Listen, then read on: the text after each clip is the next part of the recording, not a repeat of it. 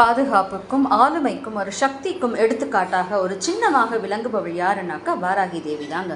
இந்த வாராகி தேவியோட நவராத்திரி, அதாவது ஆஷாட நவராத்திரி சொல்லுவோம் இல்லையா, அது எப்போ ஆரம்பிக்குதுனாக்கா சனிக்கிழமை ஜூலை 6ஆம் தேதியிலேருந்து இந்த வாராகி வழிபாடு அப்படிங்கிறது 9 நாளும் செய்யணும். இப்படி 9 நாளும் செய்யணும் அப்படின்னு முடிவு எடுக்கிறவங்க முதல்ல என்ன பண்ணணும், யாருக்கு பூஜை பண்ணணும் அப்படின்னு பார்த்தீங்கன்னாக்கா கண்டிப்பாக தவறாமல் 5ஆம் தேதி கணபதி பூஜையோட தான் ஆரம்பிக்கணும். எளிமையா விநாயகர் ஒரு மஞ்சள்ல விநாயகரை பிடிச்சி வச்சுட்டு அவருக்கு பூ சாத்திடுங்க. விநாயகர் அர்ச்சனைகள் சொல்லுங்க.